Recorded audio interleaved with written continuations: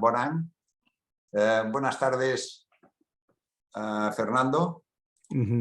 Muchísimas gracias por haber aceptado nuestra invitación. Es un placer, es un honor tenerte entre nosotros. Ya sabes que el que ha hecho posible este encuentro, digamos, virtual, ha sido Antonio, que es un gran defensor tuyo y bueno, no tiene palabras para alabarte.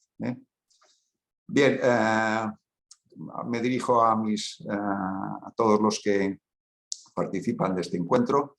Fernando Valladares, como sabéis, es doctor en biología, investigador del Consejo Superior de Investigaciones Científicas y profesor asociado de la Universidad Juan Carlos de Madrid.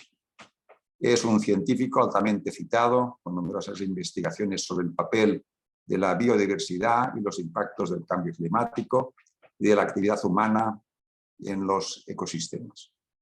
En el 2021 recibió el premio Jaume I en la categoría de protección del medio ambiente y el premio de comunicación ambiental de la Fundación del Banco Bilbao Vizcaya Argentaria. Su preocupación por la crisis ambiental le ha empujado a divulgar activamente sobre las crisis ambientales y en diversos medios, sobre la crisis ambiental, que lo ha hecho en diversos medios de comunicación y en su canal de la salud de la humanidad en las redes sociales. Por lo tanto, es una persona indicadísima para que nos hable. Yo creo que es, tal vez, sin duda, el tema principal que tiene hoy la humanidad, que tenemos como miembros de este planeta, que es ver si frenamos el cambio climático, ¿no? Que nos hables del tema tan importante, repito, para el futuro de la humanidad y de nuestro planeta. Pues nada, agradeciéndote de nuevo que hayas aceptado nuestra invitación, tienes la palabra. Gracias. Muy bien, buenas tardes. Gracias por la invitación. Siempre supone un aliciente darle una pensada, una reflexión distinta. Y en el entorno en el que nos encontramos, con mucho énfasis en la economía, no siendo yo un experto en economía, sí que entiendo o me gusta reflexionar sobre las conexiones que hay entre la ecología, la economía y, digamos, el rumbo que lleva la sociedad, no haciendo demasiado caso a lo que a veces la ciencia, sobre todo la ecología, dice. Voy a compartir pantalla para poder concretar un poco más mi mensaje. Y aquí lo tenemos, vale. Ahora se verá pantalla completa. Lo minimizo esto. Bien. El título que le hemos puesto pues, es Economía, Ecología y Política. Veréis que están muy entrelazadas. Y hablo de o progresamos o colapsamos. Realmente estamos en un momento histórico en el que estamos ahí. O sea, es como quien se va asomando a una piscina con miedo de tirarse, pero ya cuando estás muy en el borde, o te tiras o te sientas y decides que no te bañas, ¿no? Y estamos en esa situación histórica. Para poner un poco algunos números, empezando por algún sitio, estamos muy preocupados con los conflictos armados, las guerras. Y aquí tenéis un mapa de las guerras, dónde están. Ahí tenemos la de Ucrania, que nos preocupa, pero realmente hay un alto número de guerras no tan grandes, conflictos más pequeños, y en total suman del orden de unos 125.000 muertos al año, de forma directa, fundamentalmente los soldados, las personas implicadas en estos conflictos. Nos vamos a unos 300.000 si incorporamos pues, los bebés, los niños, personal civil que muere también en estas guerras. Recordemos esta cifra, 300.000, porque ahora veremos qué cifra tenemos cuando hablamos del cambio climático. Es muy difícil estimar cuánta gente muere por cambio climático, porque el cambio climático afecta a muchas cosas, a muchos aspectos de nuestra salud, de nuestra vida cotidiana, pero se estima, sumando los distintos ámbitos de nuestra actividad que están afectados por el cambio climático, se estima que las muertes totales, directas e indirectas por el cambio climático, ascienden a decenas de millones de personas cada año. Decenas de millones. Recordar que todos los conflictos armados no llegan o están en torno a 300.000. Para ponerlo en este contexto y siguiendo con estas analogías con la guerra, esto equivale a que el cambio climático cause cada 10 años el mismo número de muertos que la Segunda Guerra Mundial. Así que el cambio climático, nos guste o no, lo entendamos mejor o peor, es la manifestación más intensa del choque entre nuestra civilización, cómo hacemos las cosas, y los sistemas ecológicos de la Tierra. Y uno de los aspectos quizá más interesantes del cambio climático es su origen. Y no me voy a referir a su origen en los gases de efecto invernadero, en las emisiones, que de eso pues asumo que muchos ya, quien más quien menos, ha oído hablar, ¿no? El origen del cambio climático en realidad está en convertir el suministro de energía que necesitamos los humanos para ser tanta gente, para poder hacer las cosas que hacemos, convertir este suministro de energía, algo esencial, en un negocio. Al hacerlo es donde ha surgido el tremendo problema y no terminamos de soltar los combustibles fósiles como una forma muy fácil de utilizar una energía que al planeta le llevó millones de años de almacenar y nosotros en unas pocas horas, en unos pocos días, quemamos, que es lo más tosco y más grosero que podemos hacer con unas moléculas muy evolucionadas y muy interesantes como son las de petróleo, del carbón, del gas, y la quemamos para producir energía, ¿no? Estamos todavía produciendo el 80% de nuestra energía a base de quemar combustibles fósiles. Y estamos en lo que se conoce como la brecha de producción o la brecha de emisiones, es decir, la distancia entre dónde deberíamos estar, según el Acuerdo de París, según todo lo que, digamos, la ciencia sugiere, y dónde estamos realmente. Esa brecha no para de crecer, porque las emisiones crecen y a medida que pasa el tiempo deberíamos estar cada vez más abajo, tanto en la producción de esa energía quemando combustibles fósiles como en la emisión de gases de efecto invernadero. Para complicar las cosas durante mucho tiempo, la economía falla. La economía relacionada con el cambio climático falla. Los costes de mitigación, lo que cuesta mitigar el cambio climático, está sobreestimado. Gillingham y Stock, en Journal of Economic Perspective, dio algunas de las razones, demostraba por qué la economía tradicionalmente ha sobreestimado lo que nos costaría mitigar el cambio climático. Por otro lado, la otra parte que también falla de la economía del clima son que los daños están infravalorados. Pensamos que hay menos daños debidos al cambio climático y desde luego el último año, el 2022, ha sido clave en esto porque muchas agencias aseguradoras han quebrado, no han podido pagar la póliza de seguros porque estaban infravaloradas esas pólizas y el riesgo de cambio climático estaba tremendamente infravalorado. En este caso, por ejemplo, un trabajo de Aufhammer en Journal of Economic Change explica esta infravaloración de los daños. Así que claro, si tenemos en esta economía que creemos que nos cuesta mucho hacer frente al cambio climático y que pensamos que los daños son pequeños, no debe sorprendernos que todavía no nos hayamos lanzado en serio a hacer lo que dijimos que teníamos que hacer en el Acuerdo de París. Es decir, ir reduciendo las emisiones. Han pasado 7 años y seguimos aumentando. Obtener energía del petróleo cada vez cuesta más energía. Ya se acabaron esas imágenes que recordaréis todos de que cuando se pinchaba el suelo salían esos chorros de petróleo y era una especie de orgía de energía. Pues eso se ha acabado. El petróleo fácil, el petróleo barato se está volviendo más escaso y en unos años, no tantos años, en unos pocos años, la energía necesaria para extraer el petróleo será igual o mayor que la que nos aporte quemándolo. De hecho, en muchos lugares todavía se sigue extrayendo petróleo porque los gobiernos lo subsidian. Si no estuviera el papá Estado pagando lo deficitario que es esa actividad, ya no se extraería petróleo en muchos sitios porque es energéticamente muy costoso. Hemos pasado una cumbre del clima, la última en Egipto, una cumbre muy frustrante, como ya vienen siendo muchas, la COP27, y la revista The Economist decía: despidámonos de ese valor de 1,5 grados de calentamiento, que era ese valor de un poco de seguridad climática que los científicos habían establecido hace ya más de 7 años y que parece poco menos que ineludible que lo vamos a sobrepasar. La cuestión es que no es lo mismo sobrepasarlo unas décimas que sobrepasarlo por varios grados, y vamos camino de sobrepasarlo por varios grados.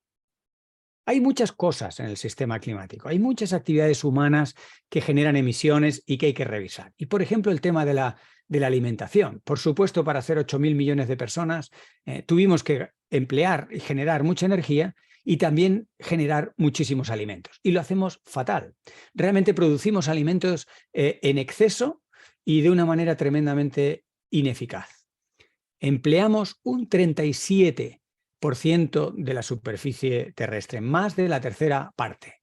y consumimos el 70% del agua dulce en un planeta en el que 1 de cada 3 personas no tiene agua suficiente. Pues el 70% se va a la agricultura. Y todo esto para tirar aproximadamente la tercera parte de la comida. Es decir, si hacemos los cálculos, para producir toda esta comida que la vamos a tirar, estamos comprometiendo el 12% de la superficie terrestre. Recordemos que todos los espacios protegidos del planeta suman un 15%, es decir, prácticamente la misma superficie que tenemos protegida la empleamos en una agricultura para tirar lo que produce y gastamos el 23% de agua disponible y emitimos el 8% de los gases de efecto invernadero para nada, para generar comida que la tiramos in situ o en el transporte o en la cadena de suministros para que esos precios en finales estén estabilizados, porque parece que es algo sagrado en el sistema socioeconómico actual, los precios de mercado. Bueno, pues en aras del precio del mercado se tiran tomates, se tiran productos y en general tenemos una ineficiencia tremenda con la producción de alimentos, ¿no?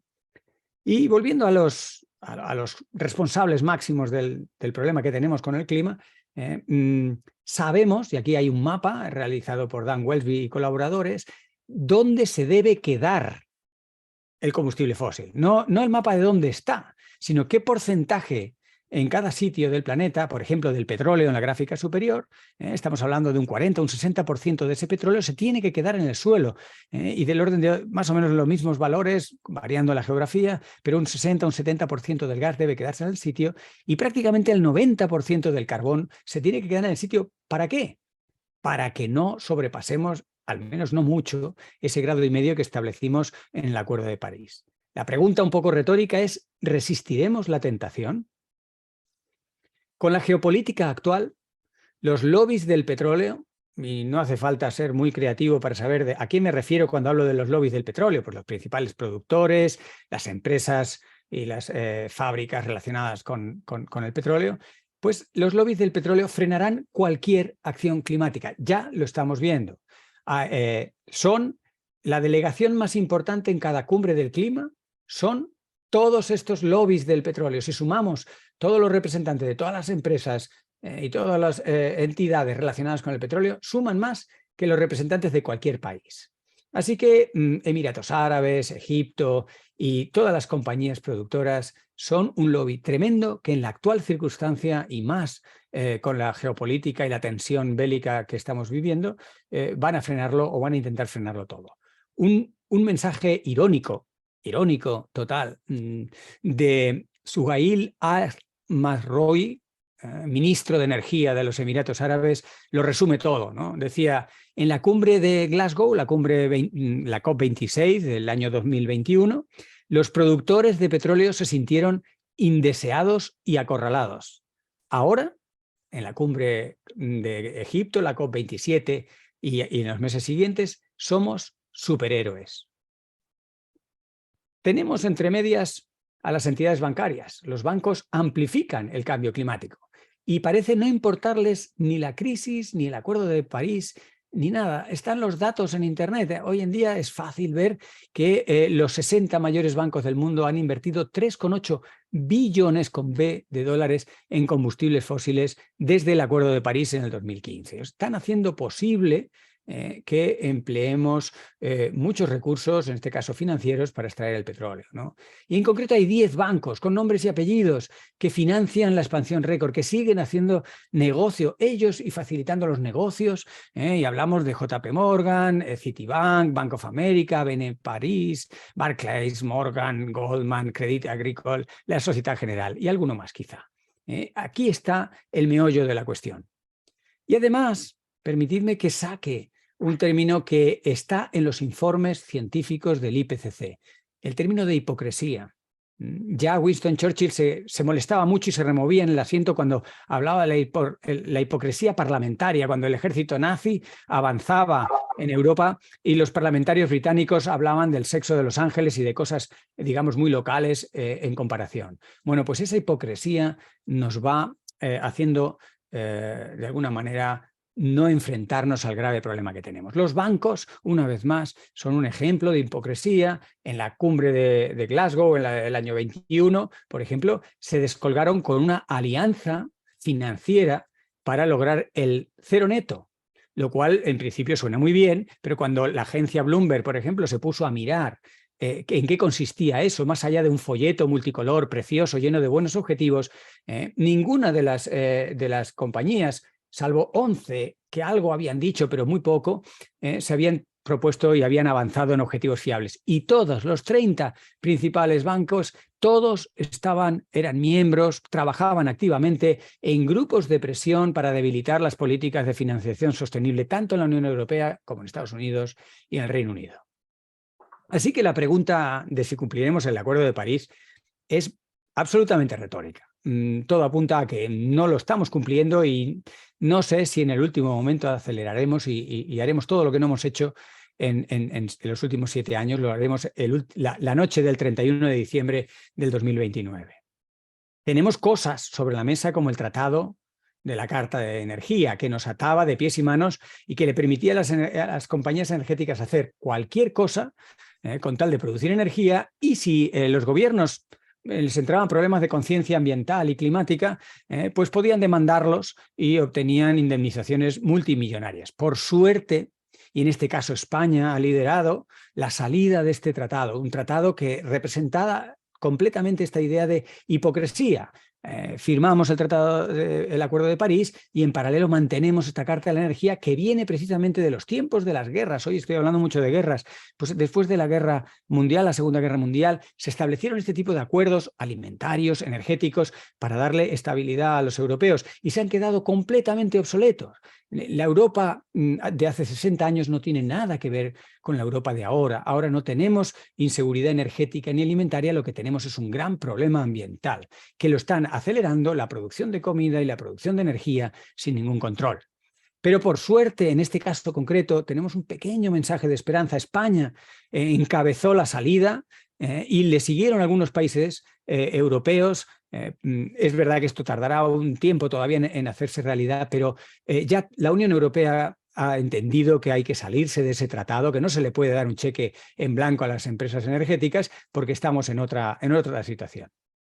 Tenemos una agenda preciosa, tenemos la Agenda 2030 de Desarrollo Sostenible, es una hoja esperanzadora y es preciosa porque está basada en derechos humanos, pero no nos sirve para nada porque no la cumplimos. Una agenda, por muy bonita que sea, si no se avanza en ella, si no se trabaja en ella, pues de poco sirve, ¿no? Y ya que estamos en un entorno con mucho economista y con un foco en economía, me gusta traer algo que le explico a los estudiantes para que veamos los líos que nos hacemos, ¿no? De hecho, mientras yo explicaba ecología en una clase en la Universidad Rey Juan Carlos, en la clase de al lado, y tenía algún alumno que se chivaba porque hacía doble grado y estaban los dos, me decía: Fernando, nos han explicado la curva de Kuznets ambiental. Y digo: no me digas que os están explicando esto, si esto es falso. El señor Kuznets era un buen economista de los años 60, 70, de origen polaco, trabajó en Estados Unidos y modelizó muy bien la distribución de riqueza en la población. Ese fue su trabajo. Bien, los economistas más recientes, en los últimos 20 años, han tomado las ideas de Kuznets para la distribución de la riqueza y han mantenido ese modelo, esa curva, ¿no? En la cual el Producto Interior Bruto tiene un máximo y tiene los dos extremos pues en esa forma de campana. Bien, y lo han aplicado al medio ambiente. Y la idea es muy bonita, porque ¿qué dice ese modelo? Pues dice que al principio, cuando hay poco dinero, poco Producto Interior Bruto, la huella ambiental es muy pequeña. La huella ambiental crece a medida que se tiene más dinero, pero llega un momento maravilloso, estupendo, en el que se para y empieza a decrecer, porque la tecnología pues, permite disminuir la huella ambiental y seguimos creciendo en el dichoso y en mala hora universal estimador de desarrollo, Producto Interior Bruto. Esto no ocurre. Esto es falso, esto es absolutamente falso, no hay ni un solo dato empírico que lo demuestre. Hay que hacer muchas trampas en economías locales, por ejemplo en países africanos, para que se puedan ajustar algunas bases de datos a este modelo hipotetizado que se llama curva ambiental de Kuznets, que Kuznets no tuvo nada que ver con eso y que en realidad refleja un deseo de los economistas de que esto sea así, pero que no refleja la cruda realidad, que es que cuanto más dinero tenemos, cuanto más Producto Interior Bruto, mayor es nuestra huella ambiental. La riqueza, por tanto, nos hace ambientalmente pobres. Y asociado a esta pobreza ambiental vienen pobrezas de salud física y psíquica. No somos felices, no estamos bien, morimos más gente de la que toca. Y todo esto debido a poner tanto énfasis en el Producto Interior Bruto. La propia Europa, que va de verde y que se llena de Green Deals y pactos verdes, le tiemblan las piernas en las primeras cuestas económicas. Tuvimos que ver, para vergüenza de todos, en el 2022 cómo recalificó energías y las llamó verdes no siéndolo, o cómo facilitó auditorías más relajadas en términos de emisiones, todo en aras de reflotar una economía que en realidad no necesitaba ser reflotada, sino lo que necesitaba ser reflotado es la salud de los europeos, la salud ambiental, física y psíquica del continente europeo. Bien, pues a Europa le tiemblan las piernas y ahí entran dudas, ¿no? Y, por ejemplo, Putin se lo jugó todo, se jugó mucho invadiendo Ucrania porque tenía la fuerte presión o riesgo de que Europa contraatacara. Y midió, y le salió de momento mal o no tan bien la jugada, pero se lanzó a la invasión porque pensaba que la fuerte dependencia de países como Alemania, pero en general de Europa, de su propio gas, haría que estuvieran prudentes y no se metieran en el lío. Parece mentira, pero tuvo que venir la invasión de Ucrania para darnos cuenta que la verde Europa no es tan verde. Y saltaron todas las alarmas de que, madre mía, pero si el 38% del gas que consume Europa es ruso, pero si tenemos ahí una dependencia tremenda de los combustibles fósiles, algo que se venía diciendo de hacía 20 años, pero tuvo que ser un conflicto bélico el que lo hiciera saltar por los aires, ¿no? Y hay muchas interacciones. Estoy poniendo mucho énfasis en el cambio climático, pero la crisis ambiental es más que cambio climático. Tiene que ver con las pandemias autoinfligidas, esas zoonosis que saltan de los animales a la especie humana por estropear el medio ambiente y por manipular los animales de forma pues no muy sensata. Y con estas degradaciones ambientales pues saltan con más frecuencia cada vez las pandemias y tenemos todos los problemas asociados de contaminación, de pérdida de diversidad, etcétera, etcétera. Y se da toda una serie de circularidades. Por ejemplo, los países del sur global no pueden afrontar la deuda económica contraída por la COVID-19 precisamente por los impactos del cambio climático. El año pasado salieron números tremendos de los países del sur global, que son precisamente los que menos han contribuido al cambio climático y que no tienen músculo financiero ni capacidad económica para hacer frente a la deuda del COVID por los tremendos impactos del cambio climático. Sin embargo, por añadir alguna pieza positiva más, ya he puesto alguna y de vez en cuando salpimento este diagnóstico con algún mensaje positivo, las necesidades energéticas para una buena vida son sorprendentemente bajas. Un trabajo, en este caso de Jackson y colaboradores, mostraba en ese grafiquito que se ve en los dos mapas cómo los 9 indicadores de bienestar humano crecen a medida que se tiene más energía, pero llega un momento que ya no crecen más por más energía que tengamos. Y ese valor en el que ya se satisfacen los 9 indicadores de bienestar es 75 gigajulios por persona y año. Es un valor que uno puede decir, ¿y esto cuánto es? ¿Es mucho? ¿Es poco? Bueno, pues esto es la mitad de lo que de la energía que gastamos los españoles, la tercera parte de lo que gasta un europeo medio y la quinta parte de lo que gasta un norteamericano medio. Es decir, nos sobra energía, tenemos un problema de distribución de esa energía, pero no nos hace falta ni siquiera la energía que estamos gastando ahora para ser sanos y felices. Es una buena noticia, pero nuestros queridos aliados o enemigos, que uno no sabe en qué lado están, de las energías, de las empresas del sector energético, están cambiando un modelo de negocio por otro y cambian el modelo basado en combustibles fósiles por las renovables. Está muy bien hacer energía a base de renovables, pero si seguimos teniendo en mente la idea de hacer negocio, pues estamos cayendo en situaciones tan ridículas como ofertar entre 6 y 9 veces más de la energía actual, que recordemos que es el doble de la que necesitamos. Por lo tanto, se están ofertando entre 12 y 18 veces más de energía de la que realmente necesitamos. Y sabéis que estos parques eólicos y fotovoltaicos no están exentos de problemas ambientales, por supuesto tienen una vida determinada, requieren un mantenimiento, dañan el medio ambiente, no salen gratis ni mucho menos. Así que ofertar hasta 18 veces más de la energía que necesitamos es realmente un acto de irresponsabilidad y que solo puede explicarse por el afán de hacer negocios, ¿no? Los problemas inherentes al capitalismo son que se intenta hacer negocio con todo. Lo paradójico es que al hacer negocio con todo nos estamos pegando tiros en el pie. uno tras otro, cada vez más rápido en una dinámica exponencial. Y, por ejemplo, hablemos de la sanidad. He mencionado un poco la COVID. Bien, la sanidad es escalofriante, estremecedor, preocupante, lo poco que no solo en España, sino en todos los países desarrollados se invierte en prevención. ¿Cuánto pensáis que se invierte en prevención? Podéis decir muy poco, pero ¿cuánto de poco?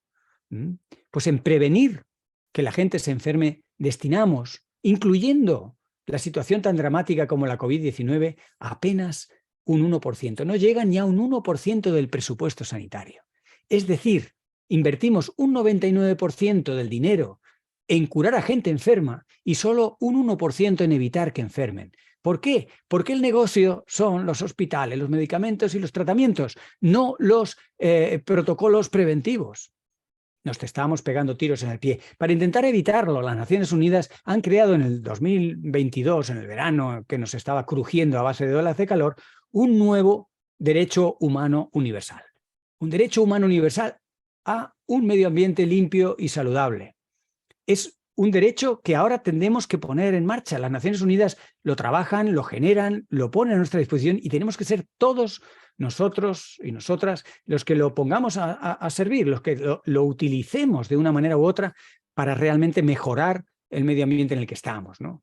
Y por poner un ejemplo muy concreto, las macrogranjas, la producción industrial de carne, vulnera el derecho humano universal a un ambiente sano y lo revienta por todos los lados. Podríamos estar hablando de muchas maneras y en España tenemos un gran problema con esto. Somos uno de los principales productores, por ejemplo, de cerdo y el 70% del cerdo que producimos es para hacer negocio, no para dar de comer a los españoles. Solo un 30% de la carne de cerdo se queda en España, pero el 100% de los problemas ambientales, incluyendo la resistencia de las bacterias debido al exceso, a la en fin, la gran abundancia con la que se aporta antibióticos a estas granjas, ¿no? Y más del 80% de esos antibióticos acaban en el medio ambiente porque los animales no lo absorben en su tracto intestinal. Se les aporta unas cantidades gigantescas que el 80% va a parar al medio ambiente y de ahí surge la resistencia bacteriana. Pero además las propias pandemias y los propios brotes zoonóticos, la gripe aviar, la gripe porcina y muchas enfermedades, la propia COVID ha tenido,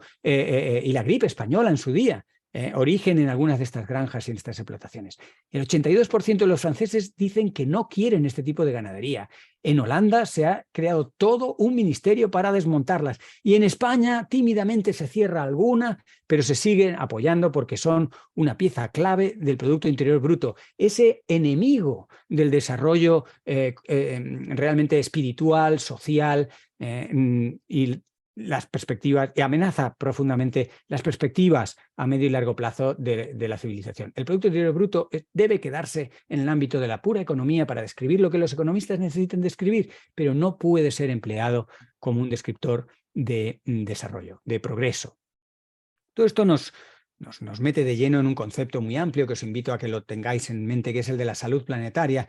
Esa idea de que la salud de la civilización humana está en estrecha conexión con la salud de los ecosistemas.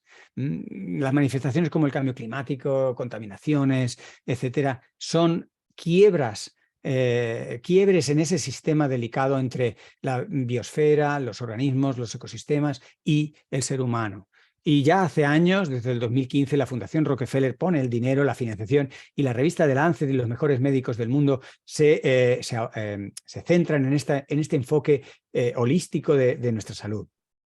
Tiene mucho que ver con otro programa que quizá hayáis oído, el de One Health, una única salud, que las Naciones Unidas pues aboga en la misma línea, ¿no? Hay solo una salud, que es ambiental, animal, humana, y por tanto, si falla alguna de esas patas, fallan todas. El crecimiento económico de los países ricos es tan inmoral como insostenible en el tiempo.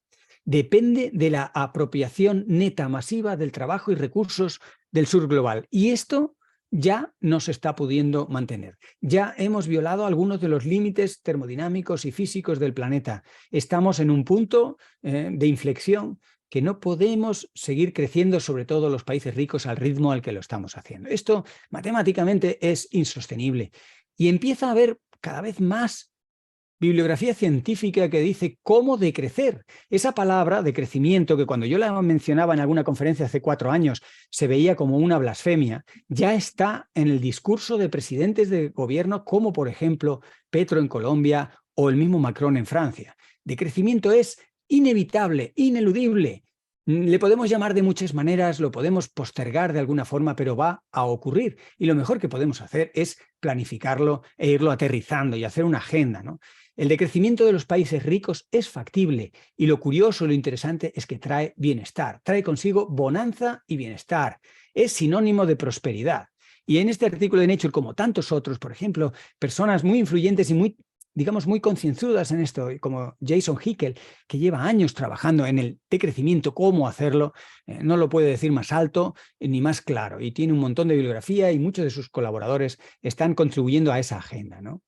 Decrecer, pues evidentemente, después de lo que he dicho, la producción de alimentos nos va a hacer a todos mucho más sanos y felices, ¿no? Pensamos que siendo tanta gente hay que producir mucho, mucho. Pues no. Sobra comida y tiramos 1/3 y eso nos envenena a todos. Pensemos que si el desperdicio de alimentos fuera un país, este sería el tercer país mayor en términos de emisiones de gases de efecto invernadero. La producción de alimento es uno de los graves problemas ambientales y no solo es una cuestión de eficiencia, de tecnología, sino también es una cuestión de decrecer, de producir menos. Y la política agraria comunitaria no va por ahí. Sigue incentivando la producción cuando no necesitamos producir más comida. Y, por ejemplo, el año pasado muchos españoles se sonreían cuando hablábamos de apagones. Yo mismo aparecía en televisión explicando, aunque no soy tampoco experto en energía, pero explicaba en palabras llanas los riesgos de los apagones. Cuando uno le pregunta a la empresa española de electricidad si han calculado los riesgos de apagones, también se sonríen con aires de superioridad diciendo esto no va a ocurrir, no ha ocurrido nunca. Bueno, lo peor que podemos hacer con los apagones es no hablar de ellos. Lo mejor que podemos hacer contra los apagones, que es como digamos un colapso del sistema energético, es programarlos, decrecer. Y de hecho ya está ocurriendo en nuestro país vecino, Francia, está programando apagones en amplias zonas de su territorio y van rotando. Es imposible mantener la producción energética basada en combustibles o basada en lo que sea, en los niveles actuales por mucho tiempo más. Son indicaciones de que el sistema está al límite y está empezando a reventar. O lo planificamos o va a ser, digamos, un decrecimiento nada suave. No va a ser una transición organizada y progresiva, sino va a ser bastante más accidentada y con efectos colaterales no deseados de lo que nos gustaría, ¿no? Para mitigar el cambio climático, el propio cambio climático, hay que decrecer producción y consumo. El Grupo Intergubernamental de Expertos sobre Cambio Climático ya habló de decrecimiento en su último informe, en el 2022. Explícitamente en muchos puntos de su voluminoso informe habla de crecimiento económico. No hay más, las cuentas no dan, ¿no? Y artículos, por ejemplo, como el de Kaiser y Lenzen, demuestran que los escenarios de decrecimiento minimizan muchos de los riesgos que estamos incurriendo ahora mismo, ¿no?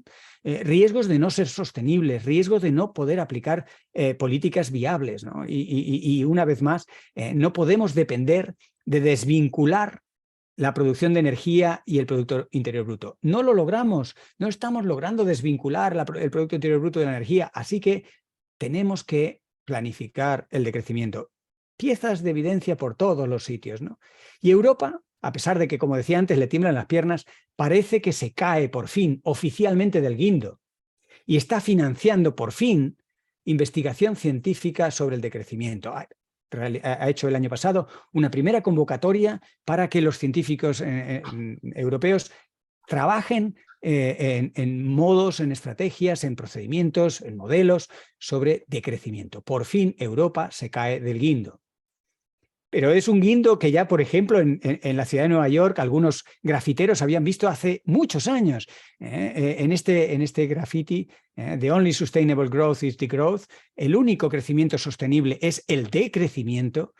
Un grafitero reflejaba mucha filosofía y mucha realidad, ¿no? Hay que decrecer para poder crecer en lo importante, para poder crecer en valores, en derechos humanos, en dignidad, en muchas cosas que ahora mismo tenemos margen y queremos y necesitamos crecer. Por eso de crecimiento en muchos países, por ejemplo de Iberoamérica, se le conoce como el buen vivir. Ellos saben muy bien las tristezas, las penurias y los desastres que acarrea la riqueza financiera y el endeudamiento. Por eso hablan de buen vivir al decrecimiento. Hablemos de prosperidad y buen vivir asociados al decrecimiento y no nos dará tanto miedo, ¿no?, abordar esto. La solución a estos problemas ambientales que luego se manifiestan en crisis sanitarias, energéticas, sociales o económicas, nunca será demográfica. Trabajos recientes han vuelto a modelizar si pudiéramos reducir las personas, en qué tiempo podríamos reducir, incluso aplicando políticas extraordinariamente difíciles como la de un hijo por pareja. Esa demografía tardaría muchas décadas en llevarnos a números del orden de 5 o 6.000 millones de habitantes y todavía seguiríamos siendo muchos y tardaría mucho. Así que no busquemos soluciones demográficas. La solución está en reducir la huella ambiental per cápita, la huella de emisiones, la huella de agua, la huella de contaminación. Todas esas huellas per cápita es lo que tenemos que trabajar, ¿no? Y mientras los gobiernos se aclaran, mientras la Unión Europea se vuelve a caer de todos los guindos que todavía no se cae, mientras las empresas dejan de hacer, en fin, ejercitar la hipocresía y el greenwashing, el postureo ambiental, y empiezan a hacer los deberes, los ciudadanos podemos hacer mucho. Podemos reducir hasta el 27% de las emisiones para el 2030, para el 2030, a nivel individual. Pero es que además, lo bonito de cómo en este informe se elabora, es que no solo directamente abordamos o podemos abordar ese 27%, es que podemos influir en el otro 73%, pensando en a quién votamos, cómo nos organizamos, qué tipo de democracia participativa, deliberativa queremos, y también en qué empresas confiamos, a qué empresas le damos el dinero, le damos la confianza, qué productos compramos. Así que hay mucho poder en la gente. Y ya para ir terminando, algunas reflexiones finales, ¿no? La ciencia ayuda a resolver conflictos, pero nos tenemos que dejar ayudar. El cumplimiento del Acuerdo de París y de tantos acuerdos y agendas que nos establecemos seguirá estando en manos de los políticos, las grandes empresas y también de la gente. Los científicos en esto solamente aportamos información, diagnósticos, alternativas. Nos tenemos que dejar ayudar por la ciencia. Con la crisis ambiental, que incluye el cambio climático, pero incluye muchas otras cosas, está en juego la propia democracia, la propia estructura, el funcionamiento de la civilización actual. Con la crisis ambiental están en juego los derechos humanos, que cada vez violamos con más intensidad. Está en juego el presente y el futuro, nuestra mismísima supervivencia. Parece dicho así que es muy trágico, pero realmente tenemos los números. Recordad los valores que os decía al principio de las personas que mueren por cambio climático. Así que, para terminar, la última reflexión es que no acabamos de cambiar de rumbo, seguimos aferrados a los combustibles fósiles, hacemos pequeños labores cosméticas en nuestro modo de vida porque aún no comprendemos lo que realmente está en juego. Muchas gracias. Gracias, Fernando. Bueno, ha sido una verdadera tormenta de información que has dado. Que realmente, bueno, pues yo me quedo con lo que decías, ¿no? De crecer para crecer. Realmente es una cosa que nos debe hacer meditar a todos. Realmente después de oírte a ti, pues mucho más. Realmente ha sido un placer escucharte. Gracias. Y ahora pues vamos, si te parece, pues a abrir un coloquio. Las personas que quieran intervenir, pues no tienen más que levantar la mano y yo pues les doy la palabra. Perfecto. Gracias. Muy bien. Encantado. Magnífica tu exposición. Muchas gracias. Venga, ¿quién se anima? ¿Quién es el primero? Antón, puede ser tú. A ver, aquí. Hay alguna mano, el de Alfonso, por ejemplo. Sí, de Alfonso. Encantado de saludarte. Y igualmente, muchas gracias. Tienes la palabra cuando quieras. Igualmente, muchas gracias. Enhorabuena, Fernando, por la excelente presentación. Es muy sugerente y abre muchas cuestiones. Yo voy a preguntarte sobre algo de lo último que has dicho sobre el papel de la población. En salud, cuando nos dedicamos a decirle cosas a la gente, un problema que hay es que obviamos quiénes son los responsables reales. Es decir, cuando decimos Europa contra el cáncer, haga esto, haga lo otro, y nos olvidamos de que el máximo responsable son siempre las administraciones públicas. Creo que a veces centramos demasiado las cosas en las corporaciones industriales y demasiado en la población y nos olvidamos de las administraciones públicas. Con eso lo que quiero decir es que tenemos que ver en qué formas podemos influir en la esfera pública. Ya sé que es difícil porque la esfera pública está capturada, no hemos de olvidar quién es el propietario de los medios de comunicación en nuestro país, por ejemplo. También captura los centros de pensamiento, todos estos centros de pensamiento económico están engrasados, digamos, por las empresas que tú has nombrado, pero aún así hay siempre oportunidades. Yo ahora utilizo ejemplo de mi campo, de la salud, como es el del tabaco. En el tabaco Claro. el equilibrio de fuerzas era muy distinto. Ellos tenían mucho más poder que tenían las administraciones públicas. Una sociedad civil bien organizada, no solo individuos tomados de uno en uno que hacen cosas, que dejan de fumar, sino organizaciones de científicos, o sea, una sociedad civil que se organice y sustituye la falta de músculo, de fibra que tienen ahora las administraciones públicas, que no la tienen porque el adelgazamiento de las administraciones públicas ha sido sobre todo en las partes nucleares, las partes que tienen que ver con la regulación, con la inteligencia colectiva, etcétera, ahí se han disminuido. Por tanto, creo que, en mi opinión, es que personas como tú que siempre nos suscita elogio ver tu papel en los medios, cómo hablas de claro, qué bien transmites. Si tuviéramos como 40 activos y enlazados sería muy bueno para influir. Pero por eso creo que tenemos que establecer alianzas para conseguir eso de transmitir a la opinión pública, movilizarse. ¿Qué puede hacer usted por su salud y por el medio ambiente? También es presionar a cada uno de los políticos que viven a nuestro lado, desde el local hasta el medio local y hasta el nacional. Totalmente, yo creo que estamos muy de acuerdo. Tú has mencionado ese triángulo, ¿no?, inexorable entre la administración, las empresas y la ciudadanía. A veces, según se levante uno o según haya leído uno una cosa u otra, le da más peso a uno o por una temporada, pues tal. Tú estás viendo el aspecto de las administraciones que les falta músculo y es verdad. La verdad es que en algún momento, pues precisamente la economía, la influencia de las grandes corporaciones ha adelantado a las administraciones y les hace temblar, ¿no? Y esto nos pone en riesgo un poco a todos. La ciudadanía, creo que uno de los papeles que puede jugar es en devolverle como una imagen en un espejo, ¿no?, a la administración, a los representantes políticos, que estamos listos para medidas valientes, ¿no? El caso de las mascarillas, por poner un caso muy sencillo, a nadie le gusta ir con una mascarilla, es incómodo, pero cuando lo entendimos, mayoritariamente nos pusimos la mascarilla. Y eso era un mensaje, ¿no?, en el que le decíamos al gobierno, díganos qué tenemos que hacer para frenar la COVID y de alguna manera vamos a intentar aplicarlo. O sea, creo que la ciudadanía también puede, de forma casi pasiva, mostrarse segura y capaz de entender y no revolverse ante medidas difíciles. Esto es una de las labores que, por ejemplo, en mi caso, cuando me dedico un poco a contar y explicar y participo en talleres y demás, es una de las cosas que más ilusión me genera, la posibilidad de dar argumentos a la gente para que digan, cuando programen un apagón, si es que lo programan, y se queda la isla de Menorca, digamos, unas horas sin electricidad y está coordinado con la isla de Mallorca y lo que tengan que hacer, que los menorquines y menorquinas entiendan que eso no es ni un fracaso, ni tiene que dimitir nadie, ni es el fin del mundo. Es una cosa programada precisamente porque estamos en una economía que está transicionando y que hay limitaciones, ¿no?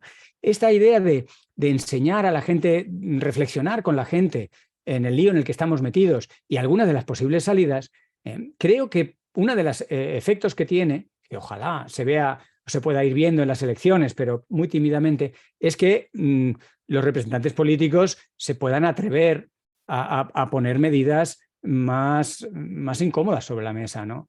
O sea que la ciudadanía, últimamente yo estoy jugando un poco a eso. Reconozco que también porque lo necesito creer más en la gente. Durante mucho tiempo he sido muy descreído y ahora estoy leyendo piezas, ejemplos de acciones ciudadanas, de movimiento. Bueno, el mismo GOB, cuando estuve en Menorca, ¿no?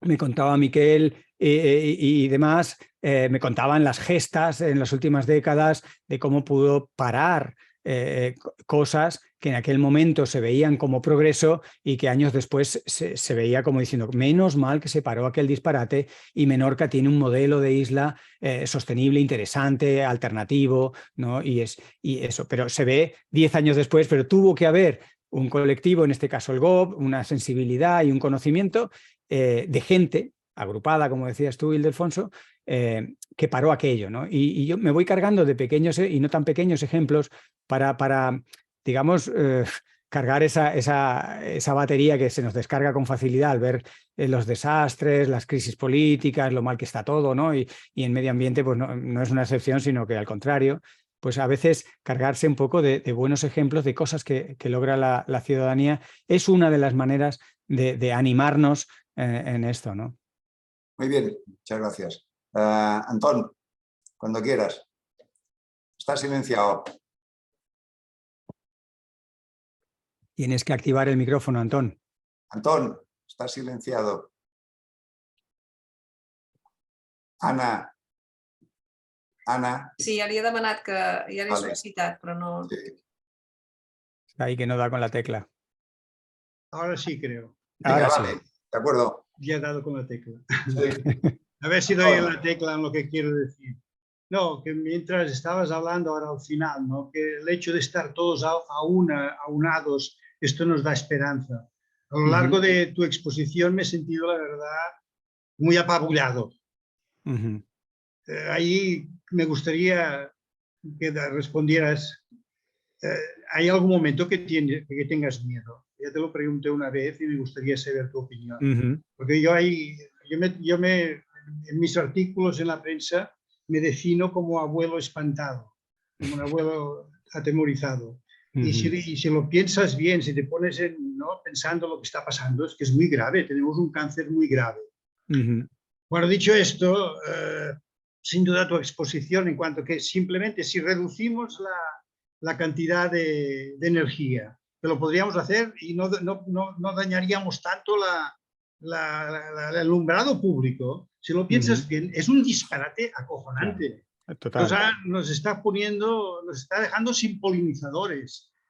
No sé si os habéis dado cuenta que últimamente cuando cogéis un coche, ya por la noche ya no vienen los parabrisas llenos de insectos, ya no hay insectos, ya no hay polinizadores, ¿no? Y estamos contaminando el cielo y hemos dejado de ver las estrellas, ¿no? Bueno, total, que tu exposición final, ¿no? De que será el buen vivir, ¿no? Que el decrecimiento será el buen vivir, que vamos a vivir mejor, que volveremos a ver las estrellas, que comeremos de un poco más sensata. Bueno, esto me ha dado... quiero terminar un poco con esta sensación que me has inspirado tú y la intervención de Ildefonso, de pensar que todos juntos podemos hacer cosas. Bueno, termino. ¿Tienes miedo en alguna ocasión? ¿Cómo te lo haces? ¿Cómo superas tu sensación? No tenemos un cáncer. Cuando alguien te dice que tienes un cáncer, tienes que hacer algo allí, ¿no? La gente empieza a cambiar, ¿no? Cambie de actitud y de comportamiento, ¿no? ¿Cuál sería este cambio?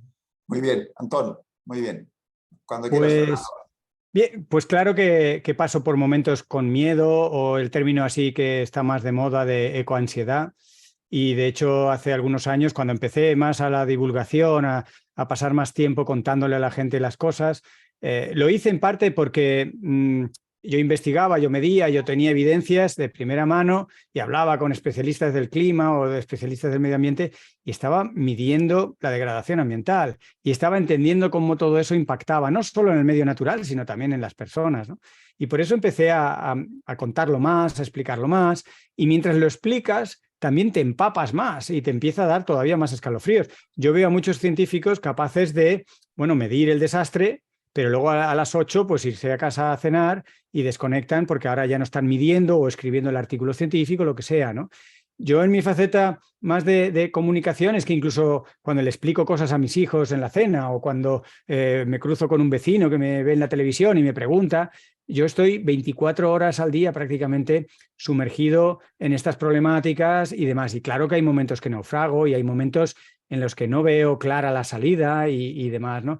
Por eso voy trabajando también en medidas propias que me funcionen a mí, que me den cierta motivación o estabilidad para transmitirlas por si acaso les sirven también a los demás. Y un poco lo que tú has reflexionado de no estar solos, de buscar también otras miradas, otras personas que más o menos puedan simpatizar y tener preocupaciones análogas, pues te va empezando a también abrir la mente de que eso, en primer lugar, no estás solo, luego se van ocurriendo, el pensamiento conjunto es fértil y da lugar a novedad, ¿no? A cosas que a ti solo pues no se te ocurrirían.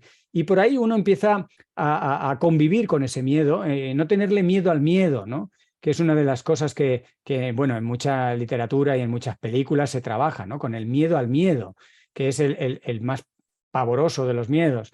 El miedo en sí mismo, el miedo directo a las cosas se puede gestionar. El miedo al miedo es psicológicamente es tremendo, ¿no? Es un círculo que se autoalimenta y al final te bloquea.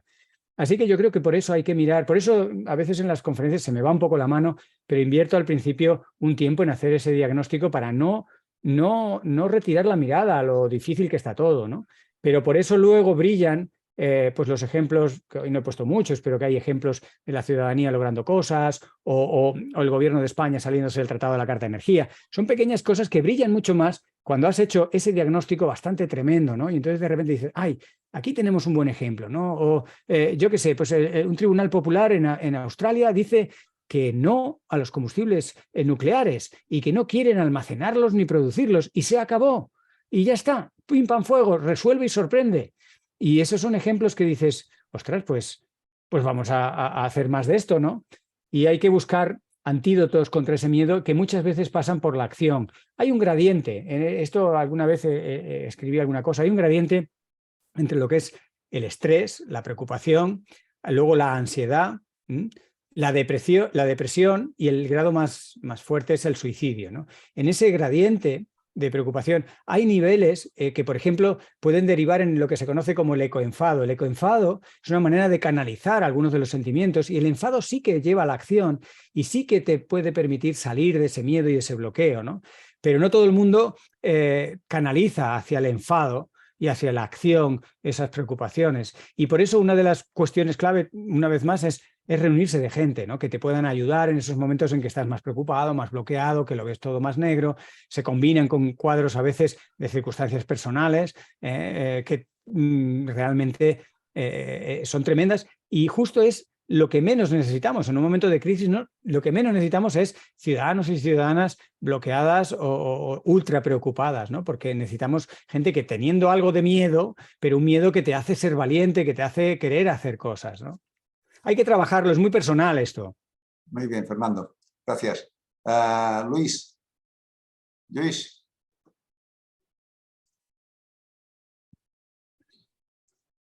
Hernández, cuando quieras. Bueno, tú has dicho que se produce entre 16 y 18 veces la energía que necesitamos. No es Pero exactamente bueno, eso. Están las propuestas en la mesa de las energéticas, con el boom de las renovables, llegan a proponer campos eólicos y fotovoltaicos por el valor de eso, todas esas veces más de energía de la que necesitamos. bueno, pero en cualquier caso, el problema es que el ciudadano se encuentra solo delante de este hecho, porque la única cosa que me parece que hacemos es el reciclaje de plásticos, de papel, etcétera. Pero bueno, es que esto uno también tiene la sensación de que se hace porque se hace una gran campaña publicitaria y en definitiva es un negocio para la gente que recicla. Claro, es que entonces, ¿dónde vamos? Porque solos es difícil que la gente haga algo.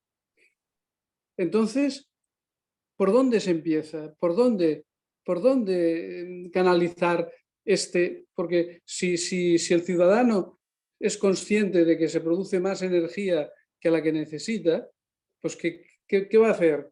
¿Apaga las luces no sabe dónde hacer.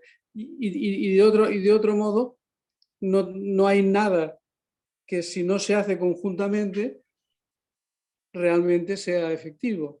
Ya. Y después, otra cosa, Ujú. en la producción de alimentos hay que tener también en cuenta el hambre en el mundo, porque estoy de acuerdo de que se producen más alimentos que los que hacen falta, pero también hay mucha gente que pasa hambre en el mundo. Entonces, ¿cómo podemos compatibilizar esto? Claro. Pues son dos buenas reflexiones. A ver, la primera me lleva, estoy bastante de acuerdo contigo, que uno se siente a veces como un poco frustrado. ¿Yo qué puedo hacer en esto de la energía, en esto de los hábitos de consumo? De hecho, últimamente cargo bastante contra esta noción del consumo responsable, porque parece que solo el consumidor es el que tiene que hacer cosas y hay que hablar también de producción responsable. Y por tanto tiene que ser un triángulo. Y pongo a veces el ejemplo de, fíjate, el sector de la moda, que es un sector tremendo que produce una contaminación brutal. No tenéis más que ver las fotos en el desierto de Atacama de ropa nueva a estrenar con las etiquetas todavía, ¿no? Que se tire allí porque es más barato tirarlo en el desierto que quemarlo o intentar hacer cualquier cosa, ¿no? Pero el mismo sector de la moda hace algunas reflexiones y, por ejemplo, lo que se llama slow fashion, la moda lenta, reduce la creatividad. Los creadores crean menos, los productores producen menos y los consumidores consumen menos. Esto es un círculo virtuoso, ¿no? De decrecimiento organizado en el que no todo el peso recae sobre el consumidor. ¿Cómo? Fíjate, yo cuando voy a veces a un centro comercial, ¿no? Y te dicen 3 por 2. Y yo digo, yo solo quiero 2. No, pero es que usted tiene derecho a 3 salchichas. Ya, pero yo solo necesito 2. Y hago un poco el friki, lo reconozco. Y esa tercera salchicha digo, no la quiero. Y alguien en la cola la coge y yo digo, pues estupendo para ti, te la regalo. Yo solo vengo a por 2 salchichas, ¿no? Pero claro, tiene una limitación ese consumo responsable. No obstante, una de las cosas que hay que hacer, en paralelo a las acciones que uno haga, que uno puede pues ser mejor o peor haciendo compost, reciclando, viajando menos, o sea, de la lista de cosas a hacer, uno tiene que ver en qué cosas se ve más capaz y, bueno, pues hacerla, que todo suma y que va bien. La otra cosa que hay que hacer es empoderarse.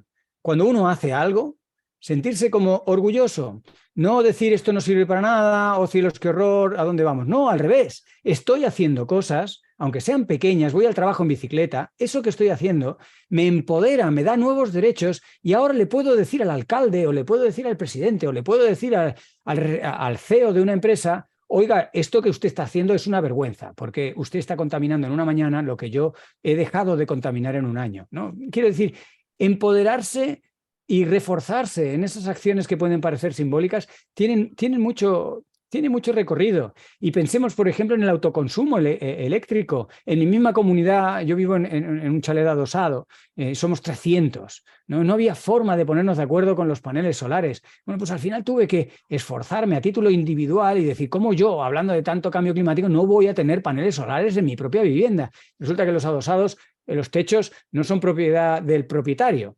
es común. Entonces, tú no posees el techo. Entonces, de ahí vienen parte de los problemas en algunas comunidades de propietarios. Bueno, pues yo me peleé con aquello, perdí mucho tiempo y mucho buen humor, pero al final logré poner esos paneles y al final detrás mío me han ido siguiendo algunos vecinos y estamos todos muy contentos. Y en cualquier caso, el autoconsumo es un recorrido muy interesante, que las empresas del sector y la propia administración han puesto algunos obstáculos administrativos en su día, pero que ya es insoslayable, ya no pueden seguir poniendo esos obstáculos. Las ayudas europeas, las ayudas gubernamentales o comunitarias están ahí y el autoconsumo eléctrico, por ejemplo, pues es una cuestión que hay que irla trabajando. No hay una única solución, pero hay muchas cosas que van contribuyendo. Y como digo, si a la par de hacer nos cargamos de orgullo y de valor por lo que hacemos, estamos trabajando mucho. Y la otra cosa, recuérdamela que... lo del hambre en el mundo. Hambre, sí. Sí, bien, el hambre en el mundo, por supuesto, que es un tema análogo a lo de la sanidad. No hay negocio en alimentar a los pobres, pero sí hay comida. Es muy paradójico. O sea, hay la materia prima, hay la tecnología y hay las posibilidades, pero no hay el motor financiero. Llevarle una hamburguesa a alguien en Etiopía no trae a cuenta. Entonces la persona en Etiopía no tiene. Es un tema en el que tenemos que poner los derechos humanos sobre la mesa y las cuentas empezarán a dar. Pero si lo que ponemos primero sobre la mesa es la rentabilidad pura y dura, pues claro, hay fuertes desigualdades y desequilibrios que en este caso se traduce que tenemos obesidad en el norte global y diabetes y que hay malnutrición en el sur global, ¿no? Y esto es algo que debe hacernos reflexionar. Muy bien, gracias Fernando. Miquel Camps. Sí, Paula. buenas tardes. No sé si me oís bien. Sí, Sí, te oímos, sí. Lamento que no podáis verme, pero es que la cámara funciona mal. muy bien. Pero os he podido seguir perfectamente tu exposición y te agradezco mucho todos los datos que siempre aportas y las reflexiones que estás difundiendo. Gracias.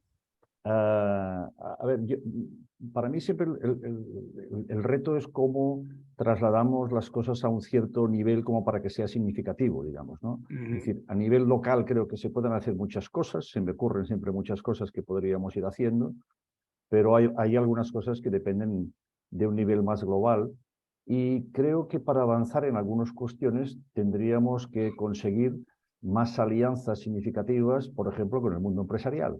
Me conste que hay bastantes empresarios que están dándole vueltas a esta problemática que estamos hablando, porque para mí el mensaje principal es lo que tú has comentado de que sabemos que el desarrollo, digamos, el crecimiento, el PIB, es necesario cuando estás muy abajo de desarrollo, digamos, es decir, hay un cierto nivel de desarrollo que se necesita para que la gente tenga cubiertas todas las necesidades, no solo las básicas, sino también las otras que pensamos que representan el bienestar, pero a partir de cierto crecimiento, efectivamente, se nos vuelve en contra porque acabamos degradando el entorno y entramos en problemas diferentes, como tú has expuesto muy bien. Entonces, la pregunta era un poco cómo podríamos avanzar en un mensaje que pueda ser ilusionante para la gente. Porque los datos que tú das son completamente ciertos, por lo menos todo lo que yo he podido contrastar pues van por allí y hoy ya tenemos muchos organismos científicos que nos van alimentando de datos y de observatorios, pero para mí siempre lo difícil es qué mensaje das para ilusionar a la gente, porque si no vienen otros y te dicen, bueno, todo esto es muy dramático, si me siguen a mí yo les voy a dar desarrollo sin fin, ¿no? Y entonces ahí está la dificultad de cómo avanzar, reflexionar en ese sentido. Molt bé, Miquel, gracias. Fernando, cuando quieras. Sí, en realidad, Miquel, hay dos cosas que yo cogería de lo que comentas, ¿no? Por un lado has mencionado la empresa y por otro lado la ilusión de las personas, ¿no? Con lo de las empresas no sé muy bien qué hacer y eso que estoy en contacto con cierta frecuencia con a veces grandes grupos, ¿no? Ferrovial, Ecoembes, Inditex, que de vez en cuando me preguntan o que tenemos alguna sesión y tal, ¿no? Y por otro lado, empresas más pequeñas. Y fíjate, de lo que más estoy aprendiendo es de las empresas más pequeñas. Son las que, por ejemplo, siguen el modelo de empresa familiar. Yo creo que hay que rescatar esa idea del modelo de empresa familiar. La empresa familiar, como nace con esa vocación de dejar un legado de actividad económica a los hijos, a los nietos, etcétera, es, por definición, un modelo sostenible. Tiene que serlo. Sin embargo, Coca-Cola o Inditex no son sostenibles. Por mucho que quieran pretenderlo y pintarlo, no lo son. Pueden hacer algunas cosas un poco más sostenibles, pueden acogerse a una directiva y, bueno, mejorar alguna cosa, pero en realidad... Entonces, por ejemplo, uno de los mensajes provocadores que le lanzo a las empresas es decirles que si no son honestos con la sostenibilidad, quizá no sobrevivan. No sobrevivan a un universo cambiante de tres cosas. Cambios en las directivas, cambios en los consumidores y en los propios agentes inversores que cambian las sensibilidades y cambios en las condiciones de mercado y cambios en las condiciones ambientales. ¿Qué quiere decir? Que eso de dejar a los mercados que regulen y yo producir todo lo que pueda y que salga el sol por antequera, pues eso puede hacer que en unos pocos años tú simplemente no tengas hueco, tu empresa no pueda seguir, ¿no? Y ahí se puede ilustrar, y yo creo que eso es un diálogo interesante, una reflexión un poco difícil en la que yo no soy para nada experto, pero que sí me gusta pinchar y creo que hay que pinchar, ¿no? Y hay que poner en valor las pequeñas economías que normalmente son más sostenibles. Lo vemos con la ganadería, lo vemos con un montón de actividades, que lo pequeño es más sostenible que lo grande es rentable. Pero lo que os decía en esta presentación y lo que muchas veces creo, dejemos la rentabilidad subordinada a los derechos humanos y digamos al bienestar y la prosperidad de la humanidad, ¿no? Luego ya pondremos la rentabilidad. Pero claro, si lo primero es la rentabilidad, entonces una gran cervecera, por poner el ejemplo de la cerveza, se va comiendo a todos los productores locales de cerveza y va haciendo una cerveza barata que la puede distribuir mundialmente. Bueno, pues no. Hay que poner barreras económicas, sociales, jurídicas, para que le salga muy caro hacer cerveza con esa gran huella ambiental, social, sanitaria, etcétera, etcétera, ¿no? Y lo segundo, ¿de qué ideas ilusionantes le podemos dar a la gente? Pues por ahí voy explorando, no es fácil. El tema de hablar de prosperidad, de hablar de derechos humanos, de hablar de un mundo mejor, de ver cómo la naturaleza, por ejemplo, mejora nuestro estado psicológico, cómo la relación establecida y una y otra vez que se puede ilustrar de la amígdala como un órgano, ¿no?, que se relaja en una naturaleza bien conservada, cómo personas sin conocimiento taxonómico, tú, Miquel, que te sabes distinguir un pájaro y de otro y por el obispillo, por las primarias o las secundarias, pues gente que no es capaz de distinguir no ya un pájaro de otro, sino un árbol de otro.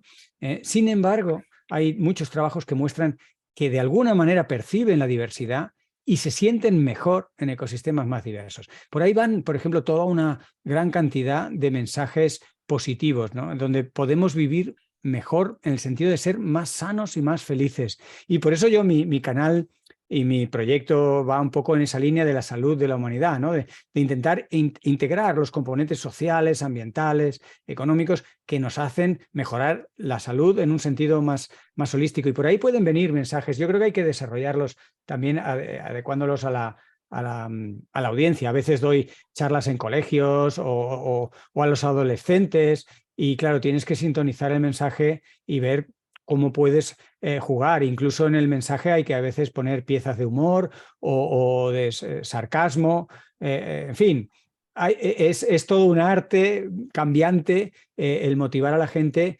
Uno mismo tiene que motivarse. Yo reconozco que hay días, igual que me preguntaba Antón si tengo miedo, pues hay días también que estoy de mala leche y que digo, pues todos estos son unos mentirosos, esto no hay quien lo cambie.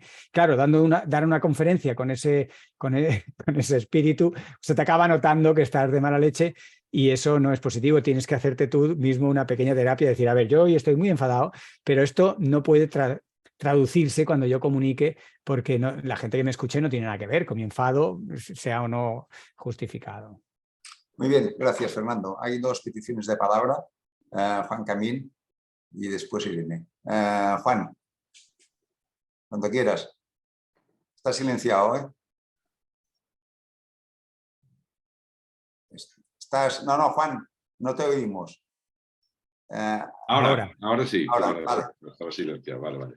Bueno, pues ante todo, mi reconocimiento y felicitación por esa labor divulgativa y de comunicación que haces, porque es muy culturizadora y yo creo que es uno de los elementos que precisamente van a conformar un poco ese progreso. O sea, necesitamos estar más informados, ¿no? Aquí se ha suscitado en varias preguntas un poco lo que era, no sé si se podría decir, la gobernanza mundial en términos de medio ambiente, ¿no? Tenemos, por un lado, hay políticos, hay empresas, hay ciudadanos, no hay liderazgo, pero bueno, alguien tendría que poner un poco orden en esa casa, ¿no? Y por el otro lado, tenemos una diversidad de países, de continentes, con, digamos, miradas absolutamente dispares y con agravios comparativos del pasado. Claro, yo lo que tengo una esperanza, no sé si me la vas a tirar por tierra o no, es que, bueno, yo creo que la concienciación ha venido, pues como aquel que dice, de la cumbre de París, hace 8 años. Es decir, o sea, antes, o sea, tendría que haber, la cumbre de París tenía que haber sido el día después de la Revolución Industrial. Pero bueno, hemos tardado 180 años, pero, pero ha llegado la cumbre de París y ahí han nacido los negacionistas, los extremistas, los tal, vale. Entonces, yo estoy convencido, o quiero que estar convencido, de que verdaderamente la generación que nos sucede ya tiene una mirada absolutamente distinta, afortunadamente. Es decir, o sea, a nosotros nos está costando, o sea, no nos lo hemos llegado a creer porque es que nos han abierto los ojos de 4 días, ¿no? Claro, ¿hasta qué punto esa brecha generacional va a jugar a favor? ¿Y hasta qué punto estas sensibilidades tan dispares, como pueden ser la de Oriente, la de Occidente, la de África y tal y cual, pueden jugar un papel absolutamente rompedor de todo ello? Gracias, Juan. Mira, Fernando, sí. cuando quieras. Pues es muy interesante. Mira, hace poco leía algunas cuestiones sobre precisamente la brecha generacional y los datos muestran que la brecha generacional existe. Por ejemplo, en cambio climático, los jóvenes, ya es difícil decir dónde está el límite de la juventud, pero digamos los menores de 30 años saben y se preocupan más por el cambio climático que las personas mayores. Eso es un dato. Pero es un dato un poco duro, ¿no? Porque al final los viejunos todavía estamos en el poder, todavía tomamos muchas decisiones, entonces es un mal dato. Pero se contrarresta un poco con un buen dato que también dan las estadísticas, que es que la pendiente de preocupación y comprensión de la crisis climática es igual independientemente de la edad que tienes.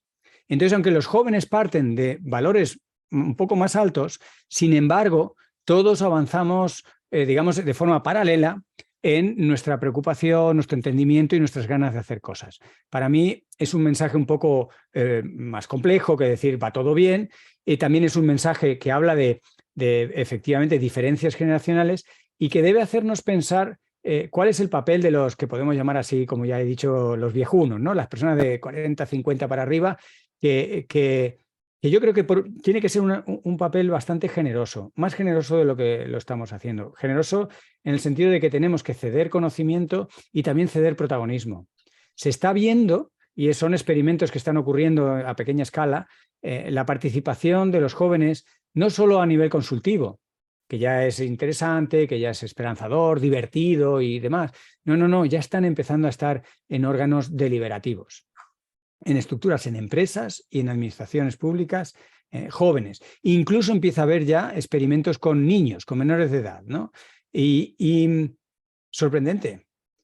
Sorprendente por lo rápido que van las cosas cuando los viejunos nos echamos ligeramente a un lado. No nos tenemos tampoco que quitar del todo del medio porque tenemos experiencia, conocimiento, etcétera, ¿no? O sea, tenemos que estar ahí, pero tenemos que dejar que pasen, ¿no? Y yo creo que esa para mí es una de las generosidades en las que de hacerlo, de ser generosos, podemos todos ganar mucho.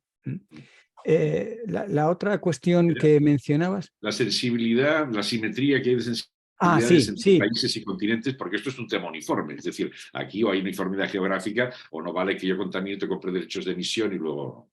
Bien, había otra cosa también que me habías mencionado. Has mencionado la palabra gobernanza. Y claro, tenemos la tendencia a pensar, a escalar la gobernanza, ¿no? Porque pasamos de la comunidad de propietarios o de vecinos, ¿no? al municipio, del municipio a la comunidad autónoma, al gobierno, a Europa, regiones y finalmente una presunta gobernanza mundial.